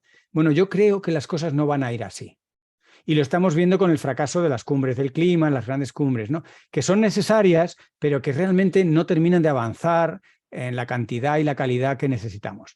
Entonces, bueno, pues dejemos que sigan esas cumbres del clima, pero, y esto hay modelos matemáticos muy esperanzadores que muestran cómo sin gobierno, sin centralización de la toma de decisiones, se pueden tomar decisiones coordinadas y eficaces. De una manera análoga, y esto le va a gustar a Miquel, porque en uno de sus escritos habla de los estorninos, aunque él habla de la cantidad de excrementos que pueden llegar a dejar, pero también él menciona el vuelo coordinado de los estorninos, ¿no? Hay un montón de vídeos que si no los habéis visto os animo que veáis. Es unas coreografías espectaculares de 30.000, 40.000 individuos haciendo en el cielo unos vuelos coordinados sorprendentes y que cuando aparece un depredador, un halcón o así, son capaces de abrirse, de confundirlo, y ahí no hay ningún estornino que sea el jefe. Allí no hay un líder que diga, seguidme rápidamente, todos a la izquierda, ahora a la derecha, ahora tú, vuela más rápido. Son 30.000, 40.000, a veces bandos de 80.000 pájaros, ¿no? Este modelo de los estorninos se ha llevado matemáticamente, por ejemplo, a estructuras humanas. Y, por ejemplo, los camioneros de la costa oeste de Estados Unidos han aplicado algoritmos matemáticos basados en el vuelo de los estorninos, en los que, repito, una de las características es la falta de líder y la segunda característica es la percepción y el seguir la información próxima de los que están más cercanos a ti, ¿no? Tú le haces más caso al vecino que al que te queda 3 barrios más allá, ¿no? Eso es lo que hace un estornino, básicamente, se fijan en los estorninos próximos. Esto se ha modelizado y los camioneros de la costa oeste de Estados Unidos tomaban decisiones de las rutas, de los peajes, las gasolinas, por dónde iban, con modelos matemáticos basados en esta forma. Y esto, junto con otras piezas que hablan del poder de los grupos pequeños, de los grupos de en torno a 100, 200, 300 personas, las comunidades manejables por nuestro cerebro, que tienen unas propiedades por ejemplo, de pensamiento disruptivo, algo impensable en una comunidad más grande, ¿no? Nos abre posibilidades de una gobernanza distinta a la que nosotros pensamos que sería el escalado, ¿no?, progresivo de ir eligiendo representantes que representan a los representantes, ¿no? Esto son otras alternativas que pueden irse generando en un mundo que lo que hay que identificar es algunos objetivos comunes. Y ya cómo tú llegas a esos objetivos es cosa tuya. Y ahí hay margen para esas idiosincrasias que tú manifiestas, esas diferencias entre Pakistán o Brasil o España y el Magreb, pues hay margen y hay hueco y no necesariamente tenemos que uniformizarnos. Tenemos que encontrar algún objetivo común, tenemos que estar de acuerdo en unas mínimas reglas esenciales y luego se converge. Y matemáticamente se puede mostrar, claro, son modelos, ¿no?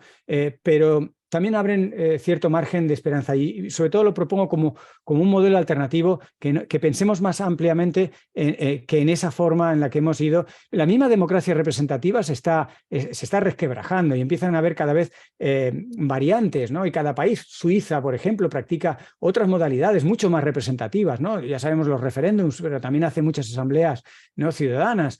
Está resquebrajando la democracia representativa, porque al final los ciudadanos no solo eligen, sino que participan. Y sobre la marcha, mientras hablamos, el mundo va progresando a distintas maneras de organizarse.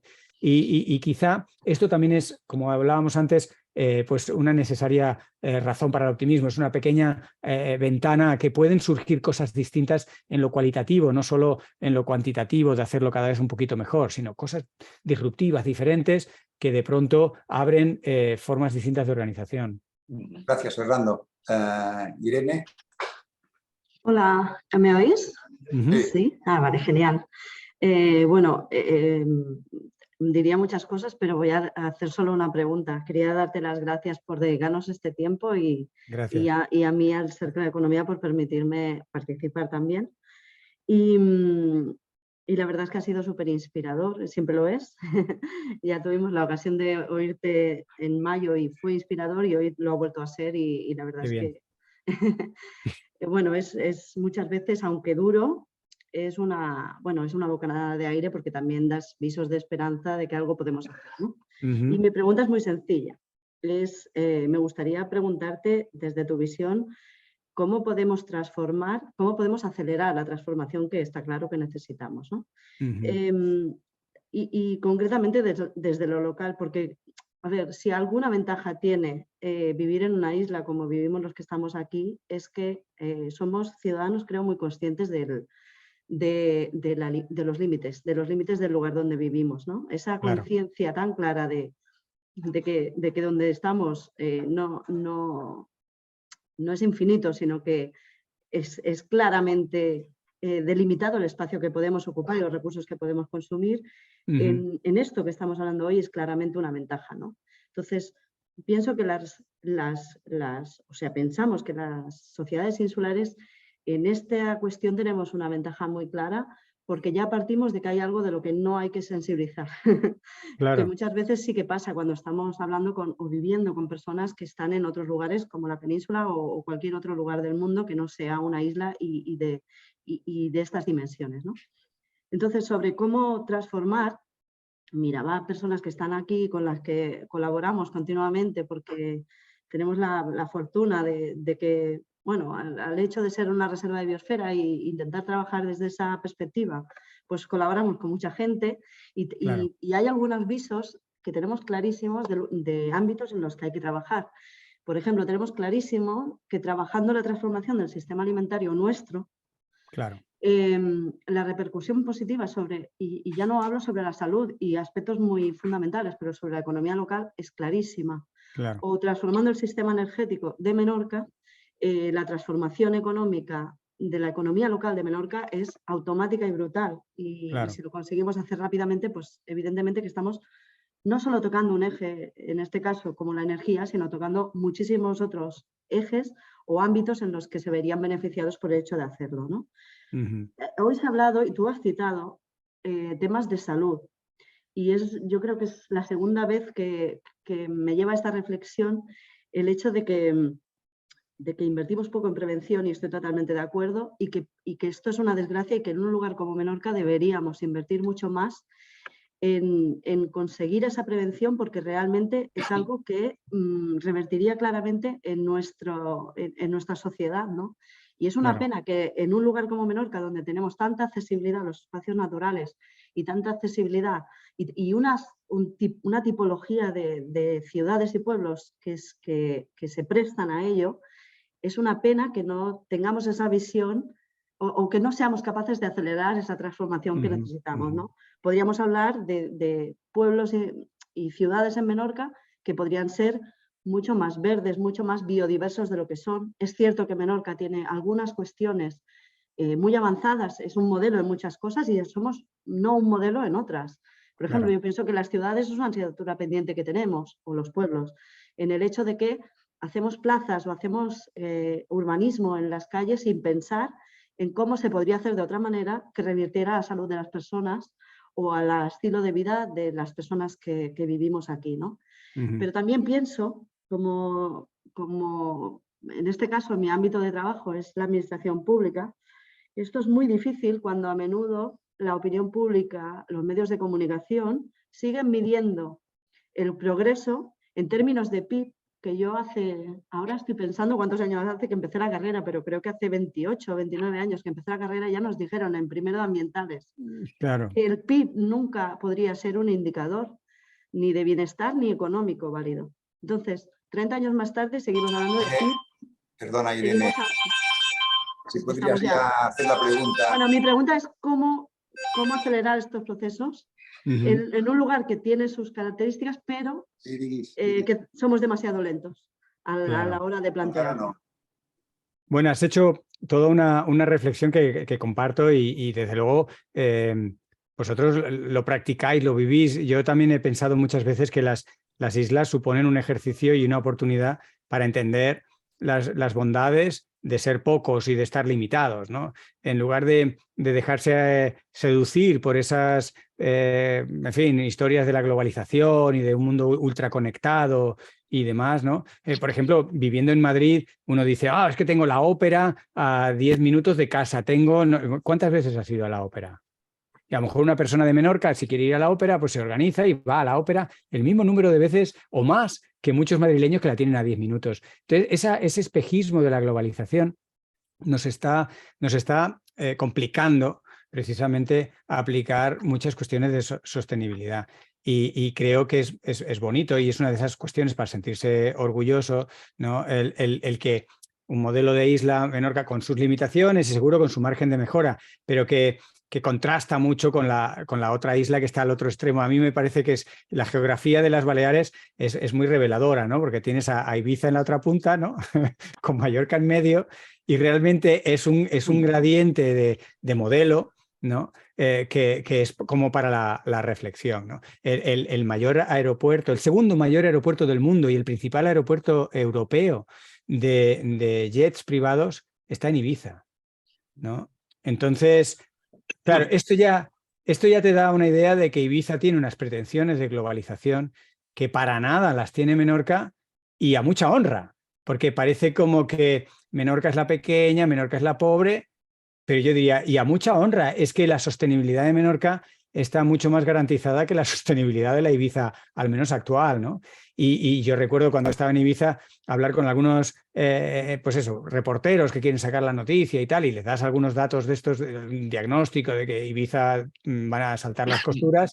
Y dicen, pero ostras, ¿pero cuándo? Y ya no voy a poder usar avión. Y a veces una visión como muy, muy paleta, ¿no? Pero también como muy de que se están cayendo ellos mismos en ese momento en la cruda realidad de que cómo va una isla tan pequeña, ¿no?, a depender tantísimo de lo exterior. Yo creo que el modelo de las cosas pequeñas, ya lo he mencionado varias veces, es una cosa que merece más reflexión, ¿no? Porque es lo contrario a la rentabilidad económica, pero lo más próximo a los modelos sostenibles en general. La economía de recursos se mira más, el despilfarro, la ineficiencia, todo esto se cuida más en los entornos pequeños. Y por eso creo que son experimentos estupendos y yo creo que es para sentirse orgulloso que en modelos insulares como el de Menorca se aspire a hacer más en este sentido, ¿no? Y no a intentar parecerse a las otras islas o a otros modelos que van por un camino sin mucha salida. ¿Cómo acelerar esa transición? Amigo, eso no es fácil. Yo creo que hay muchas posibles recetas que hay que afinar a la realidad. Yo ahí, ¿qué os voy a decir? O sea, tendríamos que pasar unos ratos juntos y decir, ostras, pues hay margen de acelerar en esto, ¿no? Yo de lo que más puedo decir es explicar, establecer conexiones entre esto y esto, como esto y esto pueden estar conectados y ayudarte o perjudicarte si no lo haces de esta manera, pero claro, dar una receta yo no me atrevo, ¿no? Es para acelerarlo, ¿no? Ojalá hubiera alguna receta un poco universal. Precisamente la receta creo que habrá que afinarla a la concreción, al caso de la isla y al caso de una comunidad pequeña. No lo sé, pero ambicionar esas ganas de ir más deprisa, ¿no? Primero, en cualquier viaje, primero hay que poner el rumbo y luego la velocidad, ¿no? Entonces yo creo que el rumbo lo tenéis bastante establecido y para ganar velocidad, pues hay que a lo mejor aliarse, como se ha dicho, pues con el sector privado. Hay que conseguir que el sector público pues tenga algo más de capacidad, de no estar tan metido en los papeles y tan distanciado de lo que se puede hacer. Y también la ciudadanía más informada, ese triángulo que lo hemos ido hablando, y es curioso como varios de nosotros le hemos ido dando importancias distintas a las tres partes, ¿no? De la administración pública, la empresa y la ciudadanía. Engranar eso. Y si eso está más fluido, posiblemente se pueda ir más deprisa.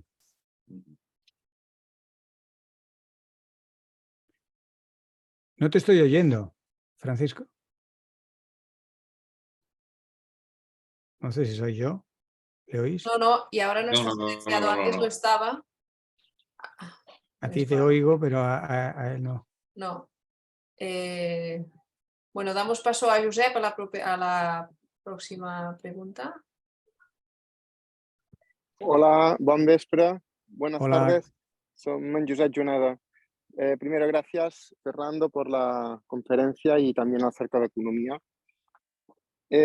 Bueno, yo no sé si es una pregunta, reflexión, pero sí me gustaría compartir tu opinión. Y es sobre si crees que lo que está pasando, más que el resultado de un problema, puede ser un síntoma, ¿no? De la necesidad que hay precisamente de cambiar los pilares que nos conducen a la evolución de la humanidad, Claro. partiendo de la, pues eso, de la crisis de valores que creo que estamos viviendo. Porque a mí me han gustado mucho los conceptos que has puesto encima de la mesa sobre cómo incorporar en los parámetros de medición, podríamos decir, del progreso de la humanidad, de la sociedad, parámetros como la salud o la salud medioambiental o la salud personal, física, mental y colectiva.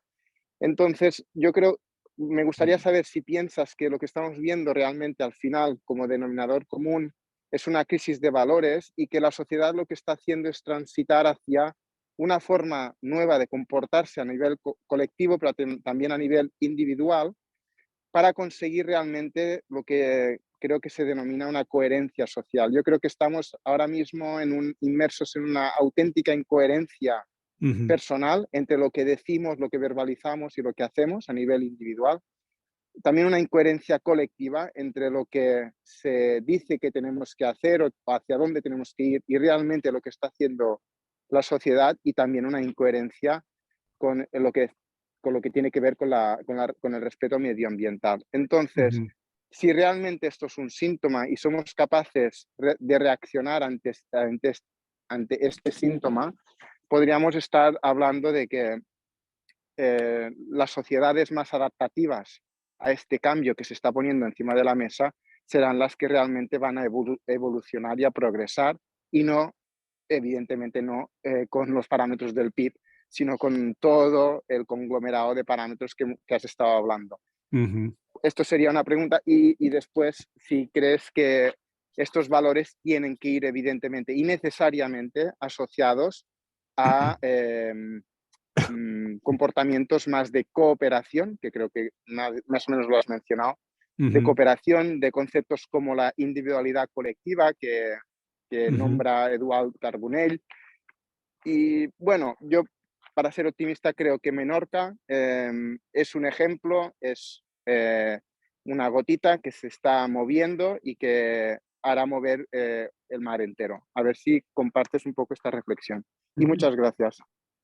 Pues sí, Josep, la verdad es que lo comparto mucho. Fíjate que tú hablabas de incoherencia, ¿no? Has mencionado bastantes veces la palabra incoherencia, que en el fondo es lo que yo me refería con la palabra hipocresía, ¿no? Estamos hablando de decir una cosa y hacer otra, e incluso, ya si quieres otro concepto que circula por ahí, es el de la hipocresía organizada. O sea, nos organizamos para ser hipócritas, ¿no? Y esto nos dificulta avanzar a la resolución de los problemas.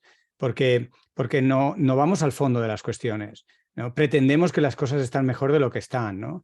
Y esto, bueno, hay un análisis, hay varios análisis, ¿no? Pero hay algunos muy divertidos, de una mujer, una tal Bárbara, ahí no recuerdo bien el nombre, el apellido es alemán, Bárbara. Bueno, se ríe mucho del falso optimismo norteamericano y dice que esa ingenuidad infantil e hipócrita de que todo va fenomenal, todo es estupendo, lo estamos haciendo, yes we can, el mundo fantástico, precisamente les está impidiendo como nación evolucionar en tiempos de crisis y en tiempos de dificultades, porque no miran la realidad de las dificultades. Y has hablado mucho de los síntomas. Por supuesto, somos muy dados a quedarnos en los síntomas. Los síntomas están bien, pero aquí hay algún médico y sabemos que uno puede tratar los síntomas y tienes fiebre, te tomas un ibuprofeno y ¿te vas a curar? Pues no, vas a estar temporalmente algo mejor, pero no estás resolviendo nada. Y somos muy dados a poner atención a los síntomas. Y los síntomas hay que escarbar, hay que ir al fondo. Y a mí una de las cuestiones numéricas, científicas y objetivas que me estimula mucho en esta búsqueda es cuando los propios economistas del Foro Económico Mundial, ¿no?, dicen que la crisis económica no es económica. Cuando ellos dicen eso, me dan alas a mí para decir, ostras, entonces no estoy tan desencaminado. Ellos pintan en verde la biodiversidad, el cambio climático, los problemas ambientales como las principales amenazas para la economía. Y por tanto, hablan los grandes economistas del Foro Económico Mundial, que se reúnen en Davos una vez al año, hablan de que el síntoma de la crisis ambiental es una crisis económica, pero que en realidad las crisis económicas no son crisis económicas, son manifestaciones, son síntomas de una crisis ambiental. Y esa crisis ambiental en el fondo viene, si escarbamos, pues con lo que tú dices de los valores. ¿Por qué degradamos al medio ambiente? Bueno, entre otras cosas, porque hace ya muchos años, incluso podemos ir a la Biblia, ¿no? Si leemos los pasajes del Génesis, son escalofriantes, están tan desfasados que no solo son muy machistas, sino que ponen a las especies humanas, a las especies no humanas, bajo la bota del ser humano. Cuando hablan de henchir y multiplicar y henchir la tierra y reproducidos y crecer y tal, si seguimos leyendo las frases que continúan en el Génesis, hablan de una visión en la que todo está subordinado a la especie humana, ¿no? De hecho, ya en el siglo XVII, los filósofos empezaban a estructurar la posición del ser humano en el mundo como el único sujeto. Todo lo demás eran objetos. La objetivización de lo que nos rodea permite que los usemos a nuestro antojo. Y ahora el progreso de la humanidad va en sentido contrario, va en reconocer como sujetos a nuestro perro, a una encina, a un ecosistema. Empiezan a ser sujetos y sujetos, por tanto, de derecho. Y esto tiene que ver con los valores que tú decías, ¿no? Y es una especie de rebobinado, ¿no? De cómo vemos el mundo. Pero de alguna manera el mundo lo hemos visto así y eso nos ha venido muy bien para sobreexplotarlo. Y ahora estamos en una situación en que ambientalmente es insostenible esta relación y por tanto si escarbamos y vemos que detrás de la crisis sanitaria o económica hay una crisis ambiental y vemos, como tú dices, Josep, que hay también una crisis de valores, que no estamos entendiendo nuestra relación, nuestro papel real en el universo, en la biosfera, como lo quieras ver, la cosmogonía, ¿no? La cosmovisión está demasiado cargada por esa visión utilitarista de las cosas a las que denominamos objetos y demás. Entonces se te abre otra mirada y dices, empiezas a entender mucho de por qué hemos llegado aquí, no porque seamos malos, sino porque hemos construido una falsa realidad, ¿no? Esas incoherencias que tú decías o inconsistencias o las hipocresías que yo decía. Hemos construido una cosa que nos gusta creer, pero que cuando escarbas ves que no es así. Lo siento, pues no, las cosas no son así, ¿no? Y yo creo que efectivamente, como dices, hay una crisis de valores profunda. Por eso cada vez más aludo a los derechos humanos, ¿no? Esos que violamos sistemáticamente. Si ya están inventados. Si lo que hay que hacer es ponerlos en valor, aterrizarlos a la realidad de Menorca o a la realidad del grupo minoritario perseguido. O sea, los derechos humanos son una buena lista de cosas que nos saltamos por otros objetivos que nos han parecido más oportunos o simplemente por las inercias. También hay un legado histórico, hay una fuerte inercia de cómo hemos hecho las cosas, que eso hay que irlo parando y cuesta mucho pararlo, ¿no? Y también creo, me quedo con el mensaje último de que Menorca, como otras comunidades relativamente pequeñas y con límites precisos, pues son bonitos y buenos ejemplos. Y también son experimentos en los que, bueno, iremos obteniendo datos y podremos ver la evolución de parámetros demográficos, económicos, ambientales y podremos ver, bueno, pues contrastarlo con otros modelos de isla, como hemos dicho, o podemos contrastarlo con otros modelos sociales. Y estos son experimentos y también creo razones para el optimismo y para sentirse hasta cierto punto orgulloso y trabajar con esa motivación. Gracias, Fernando. Estamos ya fuera de tiempo. Hay una palabra solicitada de Antón y con su... Vamos. Yo seré muy breve. Tienes que ser corto. Porque... Muy breve. Irene está aún ha preguntado qué podríamos hacer para acelerar este proceso, ¿verdad, Irene? Oye, una cosa, el entusiasmo final que nos has dado, a mí ya me ha puesto en marcha, pero yo pienso que un poco de enfado sí que estaría bien también tenerlo. O sea, lo que no puede ser que en este momento en Menorca tengamos un túnel de 110 metros, o no sé cuánto es, y que solo que hubiera una limitación de la circulación en vez de 80 a 50, ya no haría falta que estuviera iluminado. Este túnel representa más de la mitad de todo el consumo eléctrico de la red pública. No puede ser. Ayúdame, Fernando. Vale, muy bien. Venga, preocupad. Venga, Fernando. No, es verdad que en esto yo lo veo como un cóctel, ¿no? La acción, en este caso acción social o ambiental, o la comunicación, es el resultado de una especie de cóctel en el que tienes que tener distintos ingredientes. Y uno de los ingredientes es el enfado, por supuesto que es el enfado, ¿no? Creo que el enfado ante la injusticia, el enfado ante lo ilógico, ante lo incongruente, lo inconsistente que decía Josep, ante la hipocresía, hay que enfadarse un poco. Pero también es verdad que no nos podemos llevar demasiado por el enfado, en primer lugar porque enfadados normalmente somos malos vecinos. Hay una película ahora, por ahí, El peor vecino del mundo. Bueno, somos malos vecinos cuando nos enfadamos demasiado, ¿no? Y no podemos ser demasiado gruñones y demasiado enfadados, pero un punto de enfado es necesario. Igual que también tenemos que tener un punto de humor, ¿no? De sonreír ante el fracaso y las contradicciones, de encontrarle la broma ¿no? A ser tan patanes en un mundo tan tecnificado. Ese punto de humor tampoco puede dominarlo todo y que estemos todo el rato riéndonos porque al final no haríamos nada. Pero voy poniendo piezas, ¿no? Piezas también de preocupación, piezas de responsabilidad, piezas de conocimiento. Y es también un cóctel muy personal. Y es un cóctel, yo creo que dinámico, que hay que revisar. No es lo mismo hoy que mañana, no es lo mismo si hay una invasión en Ucrania que si no la hay, o si hay unos precios desmedidos, o si de repente una determinada empresa o una determinada institución pública hace o no hace determinada cosa. O sea que esa combinación, ese cóctel es dinámico y hay que tener piezas. Para acelerar la transición, desde luego, un ingrediente es la emoción. Y lo digo a veces con la frustración que me da ser científico, porque claro, un científico lo que trabaja es la razón, ¿no? Y la emoción se la dejamos a los artistas y a otros especialistas, pero yo creo que hace falta mucha emoción.